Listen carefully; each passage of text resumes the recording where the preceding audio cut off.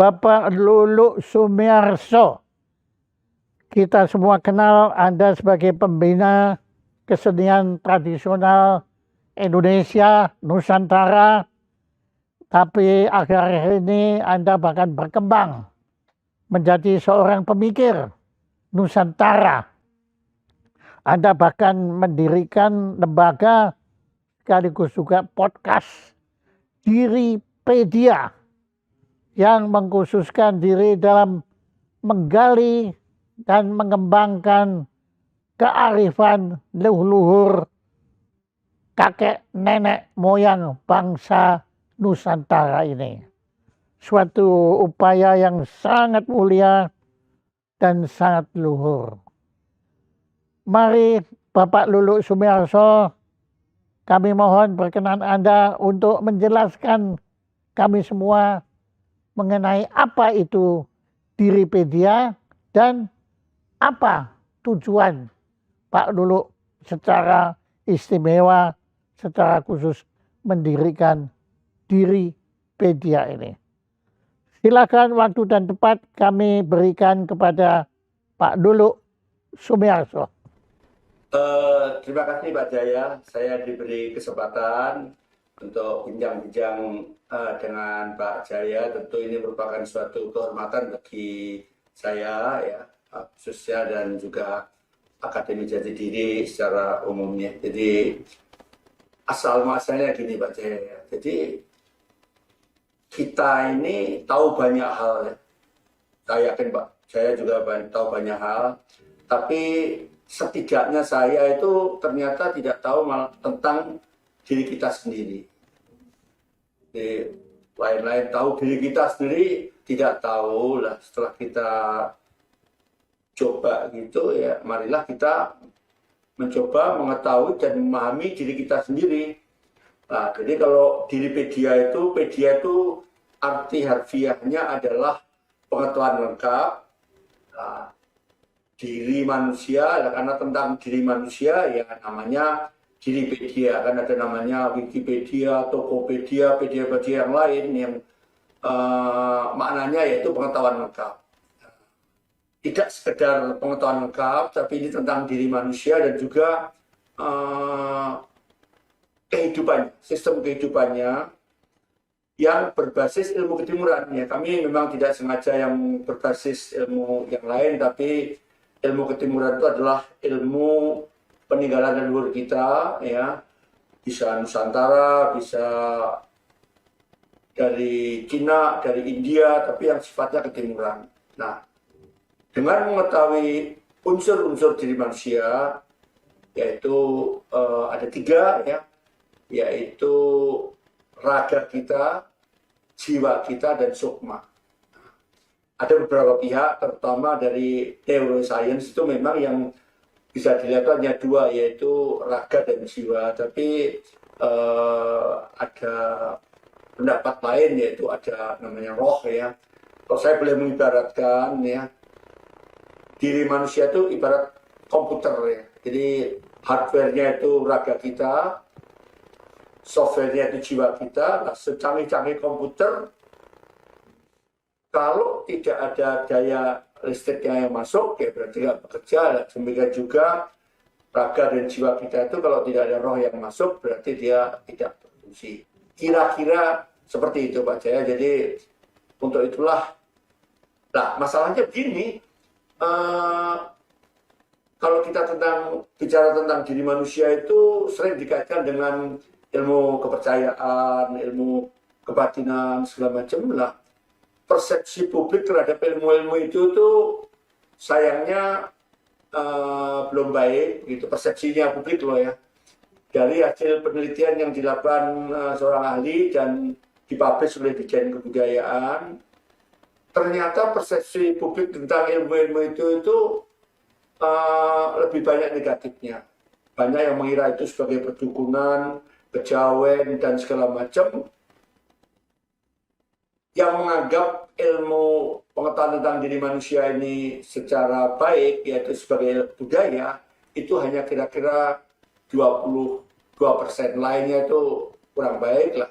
Mestinya tugas kita untuk memperbaiki persepsi itu, dan juga kita bertanya mengapa kok persepsinya kurang baik. Akhirnya teman-teman yang ingin mempelajari itu mempelajarinya sembunyi-sembunyi, tidak secara terbuka lah. Kami coba mencarikan nama lain, yaitu tadi Diripedia. Dengan nama Diripedia kita tidak akan mudah-mudahan tidak ada konotasi negatif, dan kami ini bukan ahli, kami ini pembelajar ya, mencoba belajar bersama. Makanya kami atau kita yang mempelajari Diripedia kita sebut sebagai Diripedian. Saya kira itu sebagai pengantar, Pak Jaya. Ya, terima kasih Pak, terima kasih. Sangat mengesankan bagaimana Anda begitu cinta kepada bangsa Indonesia ini sehingga Anda memperkasai pendirian Diripedia ini.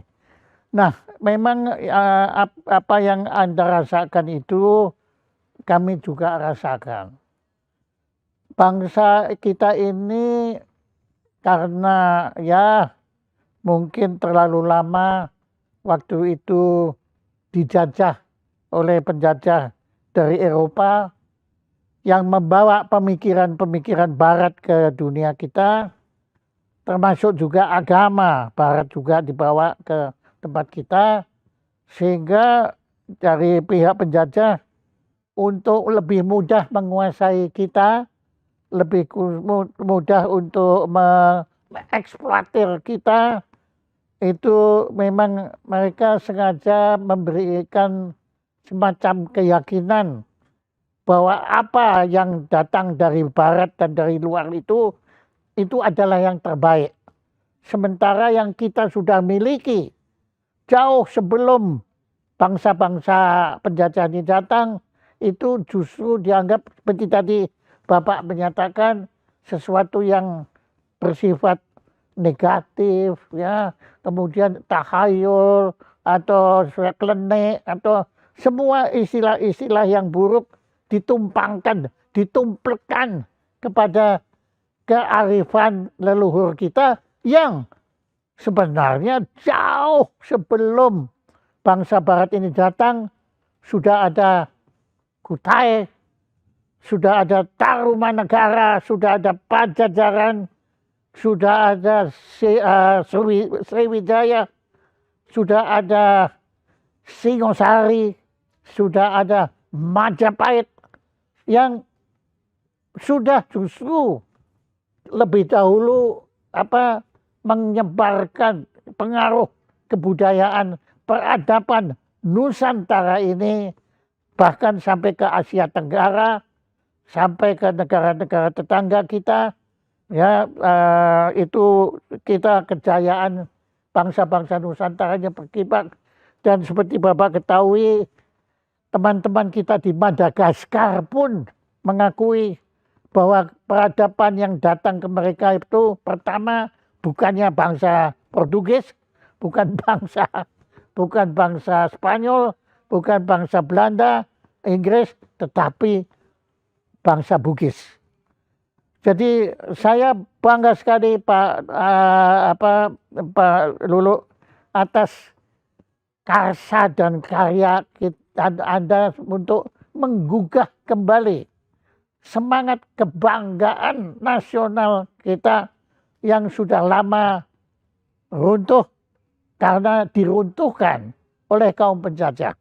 Nah, saya banyak belajar dari Pak Lulu ya mengenai bagaimana kita bangga terhadap kebudayaan bangsa kita sendiri.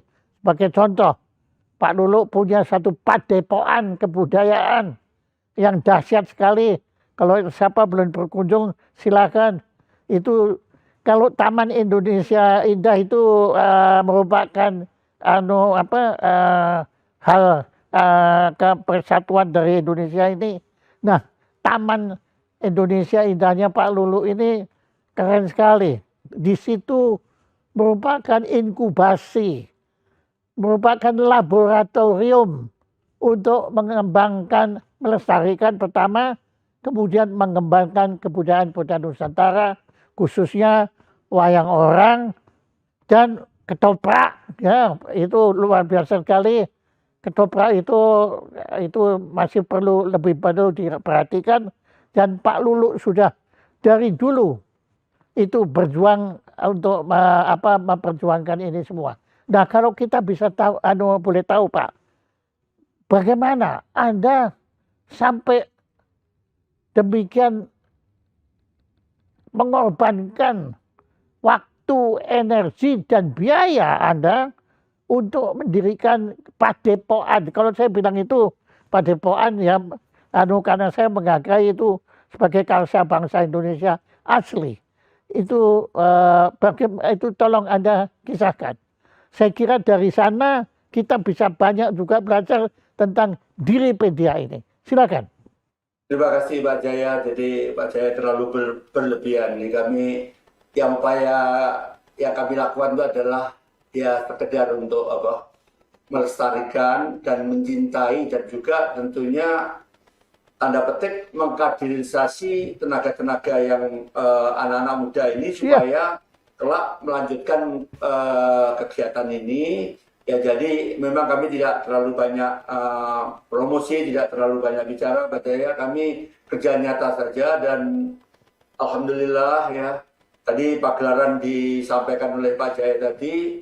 Pagelaran itu tidak hanya ketoprak dan wayang orang saja, tapi juga ludruk, juga ada seni Sunda, kesenian. Kalau tariannya itu malah seluruh Nusantara, Pak. Jadi terakhir yang kami pernah ciptakan itu, teman-teman, itu mengikuti festival yang diselenggarakan oleh sekolahnya Pak Jaya. Waktu itu kami membuat namanya Tari Puspo Nuswantoro atau Bunga-Bunga Nusantara. Artinya tarian ini mencerminkan keseluruhan Nusantara, kami rangkum berupa budaya. Nah, ini mudah-mudahan ini bisa menjadi semangat kita, dan tidak perlu merasa atau mengira bahwa budaya itu hanya Jawa saja. Itu bisa kita nusantarakan.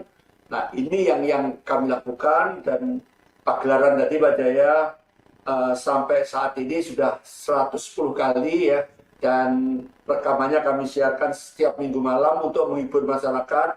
Dan dari mereka kami dapat feedback bahwa mereka senang dengan mendapatkan hiburan segar, seni tradisi ya. Kalau seni yang lain yang memang sudah ada ahlinya, kami mengkhususkan diri pada seni tradisi Nusantara, Pak Jaya. Loh, itu bukan saja Pak, itu ya seni Nusantara itu justru segala-galanya Pak. Kalau kita mau bilang ya, drama Korea itu saja, ya, atau musik rock itu saja, ya. Tapi seperti Bapak tadi membuat tari bedayan yang demikian merangkum semua itu benar-benar Bhinneka Tunggal Ika, Pak.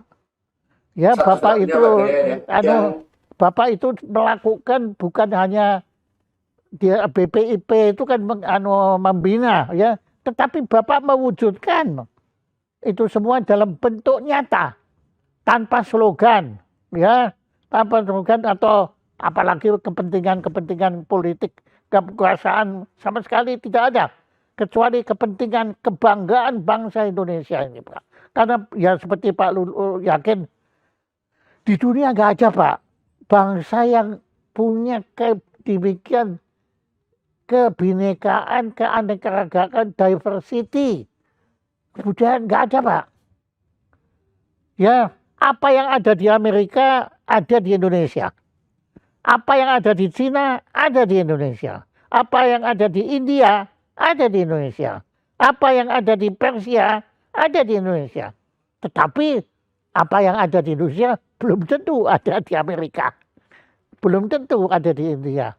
Belum ada di India. Keren Pak, bangsa ini. Kalau saya ngomong itu berapi-api Pak, nggak selesai-selesai nantinya di situ. Dan saya di situ melihat bagaimana pengabdian Bapak didukung.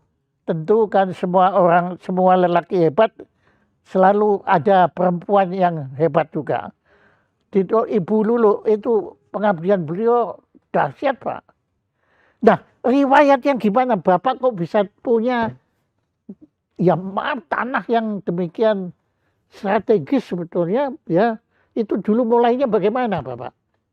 Ini Pak Jaya, jadi jujur tanah itu kami beli secara mencicil tahun 1976 ya.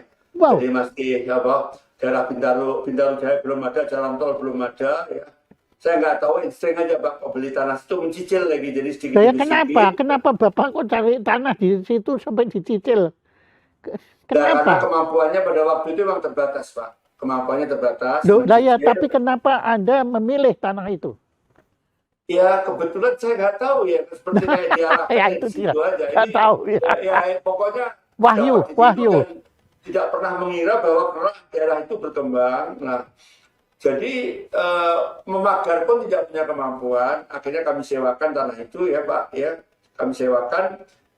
Uang sewanya itu kami pakai untuk mulai memagar serta bumi setahun tahun 2 tahun. Akhirnya setelah keliling kami kebetulan waktu itu sudah mulai jabatan di kantor ya, dinas ke luar kota.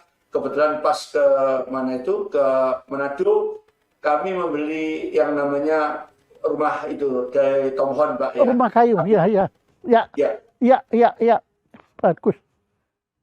Wah. Jadi kami beli rumah itu, jadi pertama kali justru malah rumah dari Tom Hon yang kami sebut Galeri Minahasa. Nah setelah tahu rumah itu di tanah kok ada yang kosong di depan, makanya kami buatkan joglo di depannya. Nah terus sejalan dengan itu kami mendapat tugas Pak ke luar negeri ya, ke India ya. Kebetulan istri saya ikut dan di sana diajak melihat Taj Mahal Pak ya. Konon Taj Mahal itu adalah tanda cinta dari Raja Shah Jahan kepada istrinya yang tercinta yaitu Mumtaz Mahal. Makanya dibuatkan monumen yang namanya Taj Mahal di sana. Nah, ketika kami pulang, saya akan menghadiahi apa untuk istri saya yang tercinta ini. Ya kami sambil guyon bilang kami buat Taj murah Pak. Ya. Nah, bagus. Ini bertahap kami buat, kami lengkapi supaya mencerminkan Nusantara. Awalnya berupa sanggar, tapi ketika kegiatan sudah mulai banyak, kebetulan diundang ke luar negeri juga untuk menyajikan tarian Nusantara. Pernah diundang itu ke Sachsen di Belanda, ke Valencia di Spanyol, tahun 2009 itu ke Yunani, ke Athena dan Lefkada nama kotanya. 2010 itu diundang ke Santiago, Chile ya. 2011-12 oleh Bu Dubes Wika Diwoso diundang kami ke Madrid dan Barcelona. 13 dan 4 ke tahun 13 dan 2014. Waktu itu saya ingat sekali, jadi Pak Jaya memberitahu kami ini di Pak Dubes Vatikan pengen menampilkan sesuatu budaya yang mencerminkan bahwa budaya itu dikembangkan oleh berbagai macam agama ya.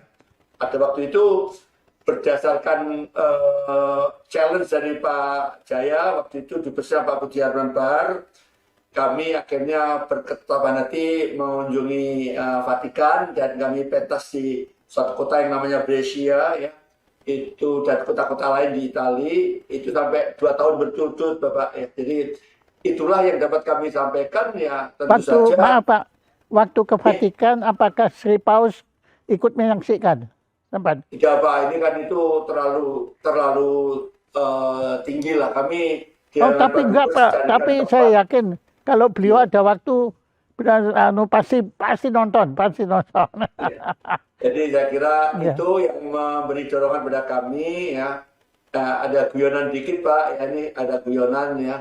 Ya tentu kami dibantu dengan sponsor dubes-dubes yang kebetulan di budaya itu membantu kami. Nah itu terus berlanjut Pak, jadi pagelarannya berlanjut, sendera tari Ramayana, sendera tari Ciumwanara yang bernuansa Sunda ada. Jadi bukan Jawa sentris tapi Nusantara. Makanya kami sebut sebagai rumah budaya Nusantara. Nah, saya satu Pak Jaya yang agak terharu ketika kira-kira berapa bulan yang lalu ada bule-bule, rombongan bule-bule datang ke tempat kami ingin main gamelan situ dan mainnya bagus sekali. ini kalau kami nggak melakukan kaderisasi dan suatu apa istilahnya mengajak teman-temannya untuk melestarikan ini, bisa-bisa nanti suatu saat kami belajar gamelan bisa ke bule, bukan ke bule tapi bule ya. Jadi, nah ini yang makanya kami dorong untuk kaderisasi.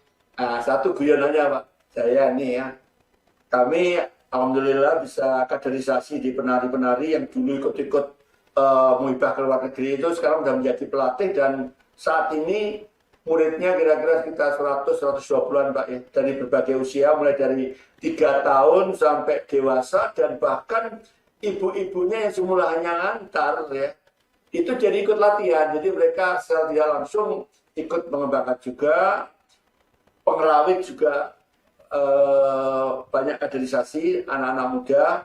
Kami labeli milenial, Pak Jaya saya kira pernah nonton di sangkar kami pada waktu kami pagelaran milenial.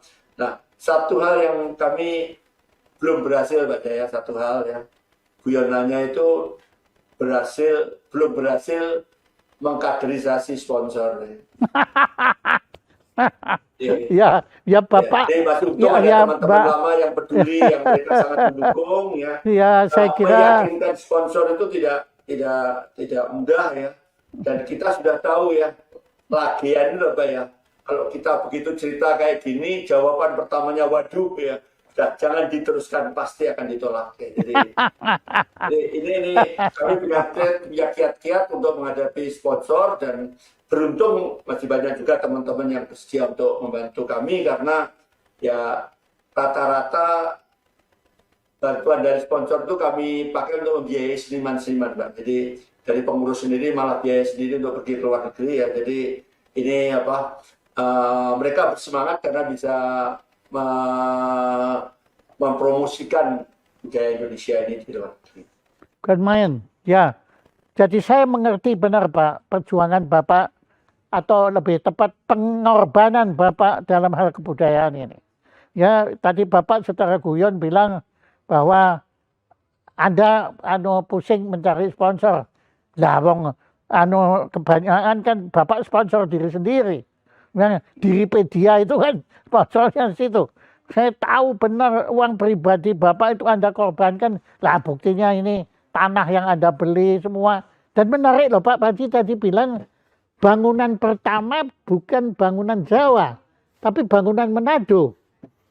Ya dari awal Anda sudah orang Jawa, tetapi rumah yang Anda bangun di situ Manado. Ya. Kalau Shah Jahan kalah sama Anda Pak, itu Anda. Bangun itu kan dia tinggal nyuruh. Bapak itu berjuang dari sendiri semua. Itu keren sekali. Nah, sekarang Pak, kenapa Anda kemudian setelah dari kesenian kebudayaan ini kemudian Anda mendirikan Akademi Jati Diri tadi? Silakan. Begini Pak Jaya ya. Jadi saya baca ini ada cerita ini astronot Amerika yang mendarat di bulan ya. Yang keempat kalau salah namanya saya lupa Edward siapa begitu ya. Kalau yang pertama kan Neil Armstrong ya. Ini ketika balik dari angkasa luar mau masuk ke atmosfer, saya baca itu dia melihat ke jendela itu ya, jendela cabinnya itu ya. Dia melihat alam semesta itu dari jendelanya.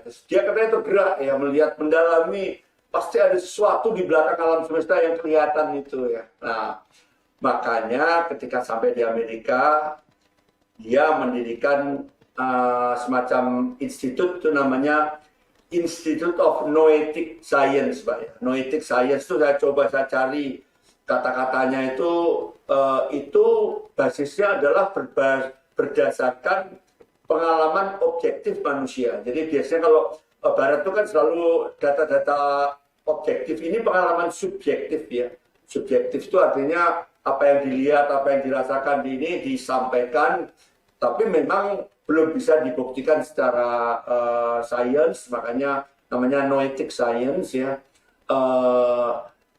Setelah itu dia mendirikan akademi tadi, dan setelah saya cari itu terjemahan dari noetik itu adalah niskala. Ternyata apa niskala itu adalah tentang yaitu ilmu kesejatian di Indonesia itu ya. Jadi Nanti sungguh malu kalau mereka berkembang, ternyata kita belajar dari mereka, ternyata apa yang mereka kembangkan itu adalah yang dulu sudah diajarkan oleh nenek moyang kita. Nah ini makanya kami mencoba dengan segala keterbatasan kami, Pak, ya, mencoba kami mulai, ya itu tadi, kami mencoba untuk melihat, menjawab ya pertanyaan-pertanyaan diri manusia itu seperti apa sih ya, bagaimana, apakah kalau itu kita anggap sebagai suatu sistem ya, prosesnya antar unsur-unsurnya bagaimana? Yaitu tadi diri, apa itu, terdiri dari 3 unsur. Yang pertama adalah raga, jiwa, dan sukma. Nah, kita ingat ya, kalau kita ingat lagu Indonesia Raya, Pak Jaya ya, itu kan bangunlah jiwanya, bangunlah badannya. Kita sudah banyak membangun badan atau raga, tapi jiwa kelihatannya saya nggak tahu ya. Yang membangun jiwa itu kira-kira instansi mana ya? Ya. Nah, udahlah kita nggak usah menunggu ya. Kita coba masing-masing individu aja kita coba membangun jiwa itu ya dengan mengenali unsur-unsur diri dan bagaimana prosesnya. Jadi kalau kita lihat diri manusia, kalau kita lihat sebagai suatu sistem ya, pasti ada inputnya. Inputnya itu ada yang materi, ada emateri. Yang materi itu berupa misalnya oksigen ya, dan nutrisi, itu yang mengakibatkan diri kita bisa hidup. Tapi ada juga objek-objek yang ditangkap oleh panca indera kita. Ditangkap, ada yang bisa ditangkap, ada yang harus menggunakan alat bantu. Nah, yang bisa ditangkap itu nggak jaminan bahwa semua itu bisa kita tangkap dengan indera kita maupun dengan alat bantu. Ya. Ada hal-hal yang belum bisa ditangkap. Nah, ini bukan berarti bahwa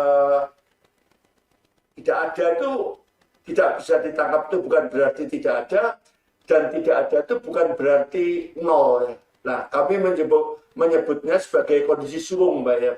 Suwung itu bisa kemudian ada, karena suwung itu memang belum terdefinisikan. Nah, inilah yang mungkin secara bertahap nanti seiring dengan perkembangan zaman, dengan ditemukannya ilmu pengetahuan, akan bisa diketahui semuanya, sehingga dari data subjektif bisa menjadi data yang objektif. Nah, inilah kalau kita lihat tadi masukannya 3 tadi, keluarannya yaitu berupa barang, ya kita bisa melihat diri kita kalau mengeluarkan barang itu benda padat, benda cair, dan gas itu keluar dari diri kita. Tapi juga ada yang namanya tindakan, tindakan dari kita. Dan juga ada namanya alam pikiran atau konsep. Nah, semua itu dikendalikan adalah oleh otak manusia. Nah, otak inilah pusat pengendali segala kegiatan yang mengeluarkan 3 hal tadi ya, pengetahuan dan benda-benda serta apa itu tadi, pikiran tadi. Bukan main, Pak. Bapak seorang filosof. Ya, jadi Bapak sudah memikirkan semua, bukan lagi sekedar berdasar teori atau apa kata orang, tetapi Anda semua itu bangun keyakinan Anda, keimanan pemikiran Anda itu Anda lakukan berdasar apa yang Anda pernah alami. Nah, itu menarik sekali Bapak. Tadi Bapak mengangkat masalah subjektivitas dan objektivitas. Itu sebenarnya sudah diperdebatkan secara sangat sengit oleh Albert Einstein melawan seterunya yaitu Niels Bohr. Ya, bahwa kalau Niels Bohr itu menurut dia itu semua kuantum itu sudah nggak bisa Pak dijelaskan lagi. Ya, tadi perkataan Bapak suwung itu aja, waduh Pak, itu bahasa Inggrisnya apa suwung? Nggak ada Pak. Nggak ada, Pak. Nggak ada Pak, itu nggak bisa diterjemahkan.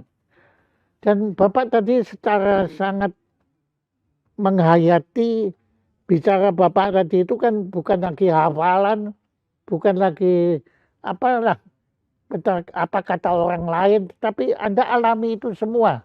Yaitu memang jawabannya itu memang pada kesenian Pak, pada seni tari.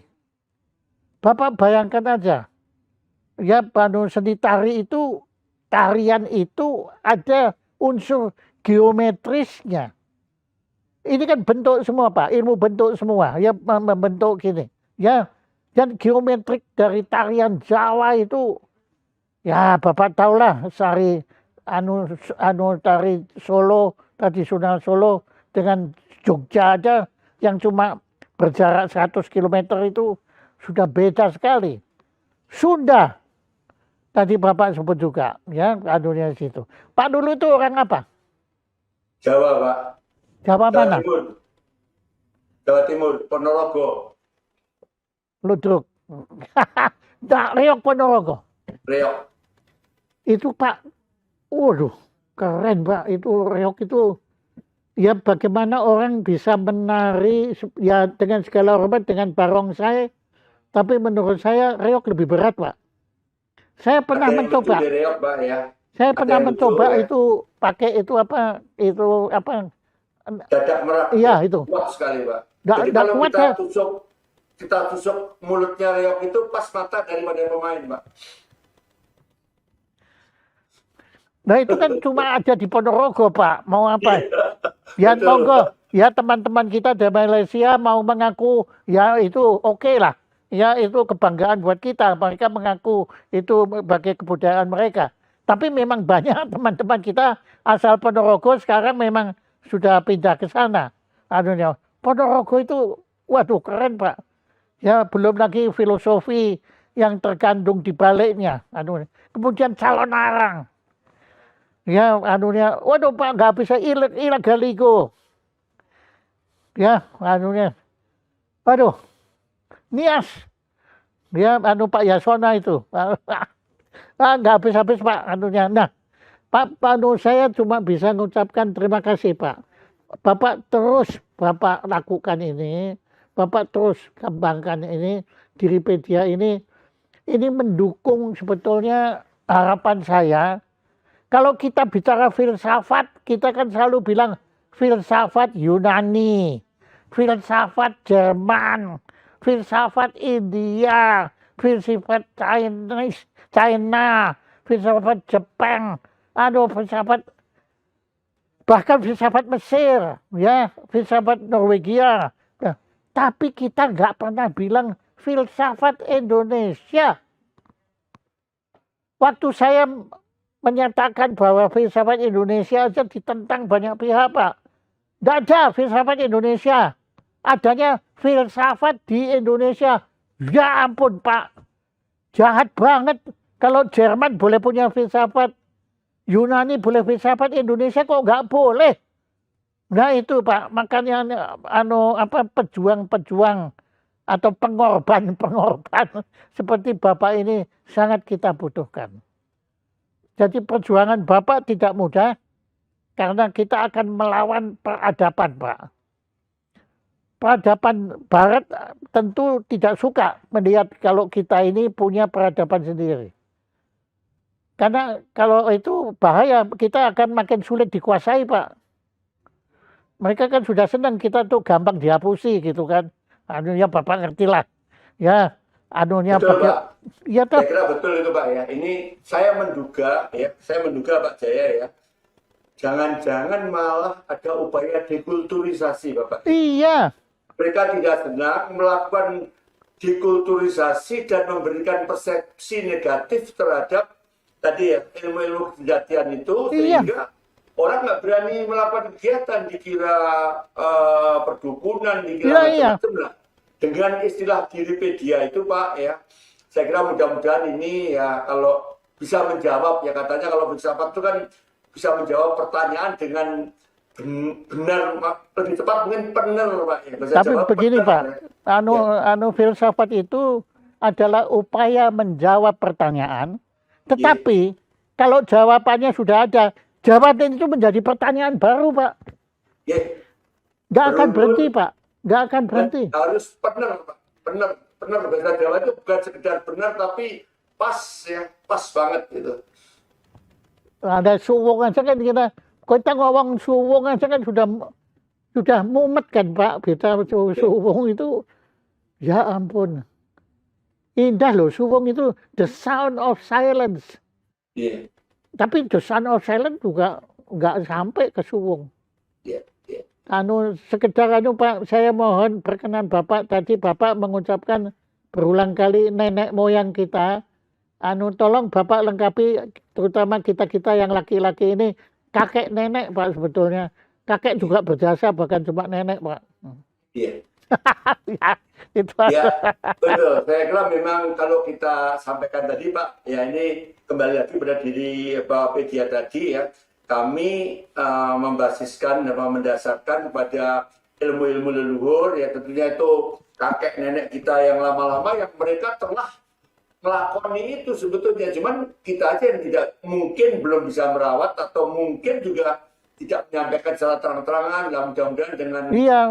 Wikipedia itu netral, Pak. Iya Pak, nah kebetulan Bapak kan lama di Pertamina kan?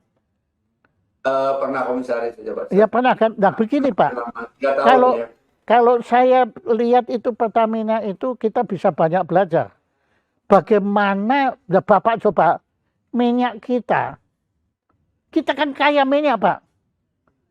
Lah kok kita harus mensuplai minyak kita kemudian ke orang lain yang mengolah, kemudian dikirim balik kita suruh beli. Ya itu kan dekulturisasi Pak. Ya saya tahu. Saya tidak akan bicara itu Pak. Jadi saya kira ini kita topiknya di Wikipedia, jadi itu sudah ada yang mikir. Jadi kita mungkin sebetulnya nanti dengan memahami diri Wikipedia itu orang akan bertindak bijak Pak. Jadi bijak ya, karena kompeten saja ternyata tidak cukup kalau tidak bijak Pak ya. Kompeten saja tidak cukup kalau tidak bijak, karena kompetensi itu ibarat pisau ya, bisa digunakan untuk keperluan yang positif, bisa juga untuk yang negatif lah. Attitude ya, itu kalau kita punya kepribadian, punya jati diri, saya kira insya Allah kompetensi itu akan digunakan untuk kepentingan yang positif. Dan inilah hakikat daripada mempelajari diri kita sendiri. Tidak usah malu-malu, karena memang kita ini ya betul tadi tahu atau belajar banyak hal, tapi setidaknya saya Pak, saya ngaku aja belum banyak belajar tentang diri sendirilah. Dengan Diripedia itu kita bisa belajar bersama, banyak pada senior-senior di bidangnya, nanti kita rangkum, mudah-mudahan ya ini bisa menjadi semacam, ya saya nggak tahu mungkin kalau disebut filsafat terlalu tinggi, ya paling tidak filsafat Pak, filsafat Pak. Ya Bapak yang ngomong kan saya, bukan Bapak. Ya enggak apa-apa, biarkan saya. Kalau saya bilang apa yang Anda lakukan itu filsafat. Ya, setiap orang berhak Pak untuk menjadi filosof. Ya, memang ada akademi universitas fakultas ilmu filsafat. Nah, itu ilmuwan Pak. Tapi kalau pemikir, ya semua yang bisa berpikir ya itu kan pemikir Pak. Dan pengalaman Bapak nggak main-main loh Pak. Pengalaman di bidang kesenian bukan hanya tadi Bapak sengaja memang tidak mau bicara itu, tapi saya yakin Bapak pengalaman bidang itu luar biasa sekali. Cuma Bapak tahu benar bijak tadi untuk tidak bicara di sini, karena forumnya beda nanti. Nah, tapi Pak, Anda ini saya menangkap esensi, intisari dari perjuangan dan pengorbanan Bapak. Anda menghendaki semua kebudayaan yang kita miliki ini harus dikendalikan dengan satu hal, yaitu akhlak. Ini jelas Diripedia ini adalah yang dijunjung tinggi adalah akhlak. Anda bayangkan Pak, politik tanpa akhlak, kebudayaan tanpa akhlak, hukum tanpa akhlak, keadilan tanpa akhlak, Pancasila tanpa akhlak. Bahkan Bapak tahu dalam sejarah terbukti banyak yang menyalahgunakan agama. Maka agama juga perlu akhlak. Luar biasa Pak. Yang ngomong saya Pak, bukan Anda. Kalau Anda yang ngomong, wah ini Pak Luluk baru menyombongkan diri. Tidak. Yang ngomong adalah seorang yang kebetulan beruntung sudah kenal Pak Luluk. dari dulu. Saya waktu datang ke Padepokan Anda itu, saya cuma bisa berdecak aja, Pak. Terus terang, saya lebih kagum Padepokan Anda ketimbang Taj Mahal. Saya tahu Taj Mahal dibangun atas pengorbanan rakyat luar biasa, Pak. Untuk bangun itu nggak gampang, Pak. Ya, pasti dibutuhkan pengorbanan. Sementara Syah Jahannya tidak ikut bangun. Tetapi Luluk Sumarsyo lain. Dia sejak itu, tanah itu dipagari. Kemudian Anda bangun bangunan pertama karena Anda ditugaskan di Manado. Anda bawa rumah, saya pun waktu lihat rumah Manado itu, waduh, ngelihatnya itu terkagum-kagum, Pak. Dan itu kebudayaan kita, Pak. Keren sekali itu. Maka kemudian sekarang saya lihat, wah ya sama Anda sudah menjadi taman mini tersendiri. Di situ dengan panggung yang Anda punya, kemudian ada pendoponya itu, ya, tapi ya itu ada apa gerbangnya juga kan, Pak? Iya. Saya nggak tahu belakangan mungkin sudah lebih berkembang lagi. Dan makanya saya setuju itu Padepokan Anda itu sangat tepat dijadikan wisata budaya, destinasi wisata budaya. Sudah, Pak Jaya. Jadi oleh Pemda Tangerang Selatan itu termasuk salah satu dari 9 destinasi wisata ya yang budaya tempat kami, dan alhamdulillah juga ya 2 bulan lalu ditetapkan itu tempat destinasi budaya yang terbaik seprovinsi Banten oleh Gubernur Banten, Bapak. Jadi mudah-mudahan ini memberikan semangat kepada seniman kami, juga memberikan motivasi bahwa apa yang kami lakukan itu walaupun kami tanpa promosi, tapi ternyata ada orang lain yang menilai, bahkan Pemda Jawa Barat ya, mohon maaf Pemda Banten, karena kami lokasinya di Provinsi Banten, memberikan apresiasi, dan itu membuat kami terharu dan menambah semangat kami, Pak Jaya. Selamat Pak. Dan saya yakin saya dalam waktu terbatas ini masih ada hal-hal yang belum saya tanyakan. Tetapi Pak Luluk anggap itu perlu kita ketahui. Silakan, waktu yang masih tersisa 5 menit ini Bapak gunakan untuk apa yang perlu kita ketahui lagi tentang Diripedia ini. Silakan Pak Luluk. Ya, jadi Diripedia itu pada hakikatnya ya adalah ilmu pengetahuan, bukan maksud kami pengetahuan lengkap. Diripedia itu adalah pengetahuan lengkap tentang diri manusia, yaitu raga, jiwa, dan sukma atau spirit ya. Dan kehidupannya, sistem kehidupannya yang berbasis ilmu ketimuran. Jadi bukan berbasis ilmu barat, tapi ilmu ketimuran yang notabene itu adalah merupakan kekayaan leluhur kita dulu. Jadi itu, dan dengan ilmu ini mudah-mudahan kita tidak perlu takut-takut untuk belajar tentang diri kita sendiri, karena selama ini mungkin kita terlalu banyak belajar banyak hal, tapi kurang atau bahkan mungkin sangat minim mempelajari tentang diri kita, bahwa sebetulnya diri kita ini adalah mempunyai suatu potensi ya yang luar biasa.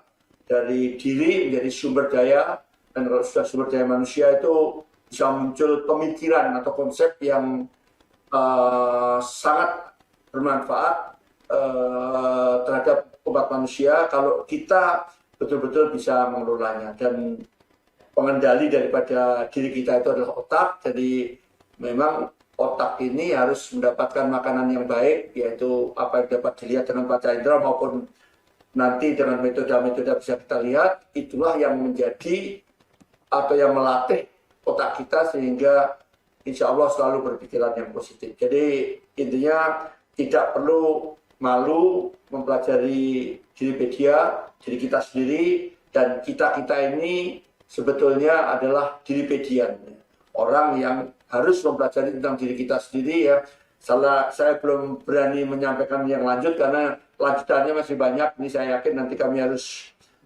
bicara dengan teman-teman yang lain supaya semua ilmu yang menyangkut diri manusia itu nanti kita bisa petakan dan kita bisa ketahui bersama sehingga kita bisa ambil mana-mana yang baik, mana-mana yang kurang baik. Saya kira itu saja Pak Jaya, terima kasih.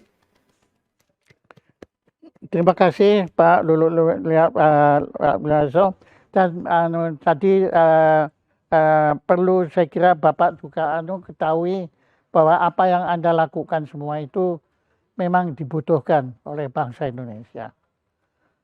Pada saat ini kita bangsa ini bukan tadi krisis ilmu pengetahuan, enggak Pak. Banyak orang-orang pandai, orang-orang cendekia, hebat-hebat Pak. Kalah kita. Ya doktor-doktor, profesor-profesor, semua itu keren-keren semua kadernya situ. Tapi belakangan ini yang baru terjadi adalah krisis akhlak. Ya Pak Lulu tahulah apa yang saya maksud dengan akhlak ini. Itu kata akhlak itu juga nggak bisa Pak diterjemahkan dalam bahasa Inggris, bahasa Jerman pun nggak sanggup Pak. Ya akhlak is akhlak. Ya kita bisa merasakan betulnya. Kita tidak harus mengerti apa akhlak itu, tapi kita rasakan. Dan semua peradaban ini butuh akhlak. Kalau mau itu konstruktif, kalau mau destruktif, jangan pakai akhlak. Ya, pasti jadinya merusak segala-galanya. Itu seperti yang dilakukan Adolf Hitler, atau yang dilakukan Joseph Stalin, dan Mao Zedong dan lain-lain itu. Nah, itu adalah suatu peradaban tanpa akhlak. Nah, yang dikorbankan kasihan Pak, manusia yang dikorbankan dan jutaan manusia Pak yang jatuh sebagai korban itu. Maka Pak Lulu Luarso, kami ucapkan selamat atas prakarsa Anda mendirikan Diripedia. Atas nama bangsa Indonesia kami ucapkan terima kasih Pak Lulu. Tolong sampaikan salam hormat kami kepada Ibu Lulu. Enggak. Dan kami nggak punya apa-apa Pak Lulu. Mungkin ini kami cuma punya ucapan terima kasih dari Jayapanda Institute pada Pak Lulu Luarso atas perkenan menjadi narasumber dengan tema filsafat Diripedia. Tepuk tangan untuk Pak Lulu. Terima kasih Pak Jaya. Terima kasih. Terima kasih kembali.